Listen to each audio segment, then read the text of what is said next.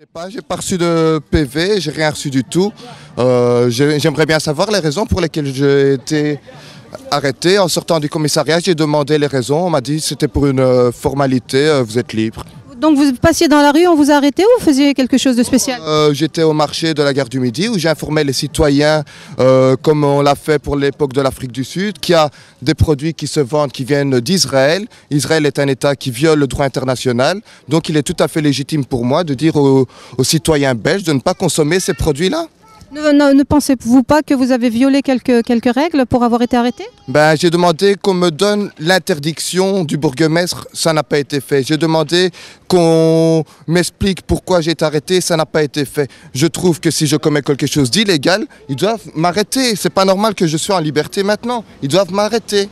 Pourquoi me laisser sortir si j'ai commis quelque chose d'illégal? Comment s'est passée votre arrestation? Très mal, j'espère qu'elle se passe mieux avec d'autres citoyens. Sinon, je comprends la haine et la rage qu'ont certains jeunes quand ils disent que la police est une police raciste. Je ne dirais pas que la police d'Anderlecht est une police raciste, mais en tout cas, je suis persuadé qu'il y en a au moins 4 dans ce commissariat ici qui sont des racistes et des misogynes, ou 4 où il y en a un en particulier qui insulte un citoyen de sa commune belge, Anderlecht, qui habite ici pas loin, de Bougnoul, terroriste, rentre chez toi, rentre dans ton pays, va foutre la merde ailleurs. C'est du racisme, c'est du véritable racisme.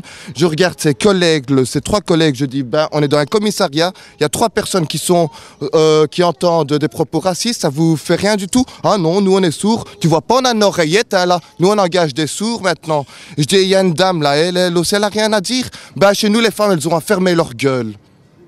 Les femmes, elles ont à fermer leur gueule dans un commissariat de police. Si vous voulez être agent de police et que vous êtes une femme, vous devez être une femme qui ferme sa gueule. Ça, il faut le savoir aujourd'hui. C'est scandaleux, aussi bien pour les personnes d'origine immigrée qui sont discriminées et qui se font traiter comme des sous-citoyens, comme pour les femmes qui sont traitées comme des sous-hommes, comme des sous-citoyens. Donc, à ceux qui m'écoutent, le fait qu'on m'ait arrêté, c'est rien du tout, c'est normal, c'est pas du tout. L'important, c'est que de continuer à faire des actes de boycott. Si on peut pas le faire en groupe, on le fera individuellement. Demain, c'est lundi, j'irai au magasin et je continuerai à dire aux gens qu'il y a des produits d'Israël qui se vendent et que c'est interdit. Si c'est interdit, si c'est illégal, qu'ils fassent une loi et qu'ils nous le disent. Aujourd'hui, ce qui est illégal, c'est un État qui tue des femmes, des enfants, et ce qui est honteux, scandaleux, c'est que nous, des citoyens libres, indépendants dans ce pays, on continue à payer et à acheter ces produits. Voilà, honte à nous qui consommons ces produits israéliens et honte à nous qui avons peur de crapules qui nous insultent, de bougnoules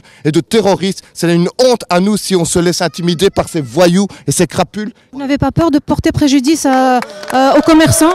J'ai peur de porter préjudice à personne. Je porterai préjudice à tout le monde tant que le peuple palestinien n'est pas libre. Si un commerçant doit fermer parce qu'il fait faillite, je n'en pleurerai pas s'il vend des produits israéliens. La seule chose qui importe aujourd'hui pour moi et pour la majorité des citoyens ici à Bruxelles et dans le monde islamique, et dans le monde arabe, et dans le monde en général, que ce soit du Maroc au Venezuela, c'est la liberté du peuple palestinien. C'est pas un commerçant qui réussit pas à vendre ses dates à 2,50 € ou c'est pas un commerçant qui vend plus son Coca-Cola qui me dérange.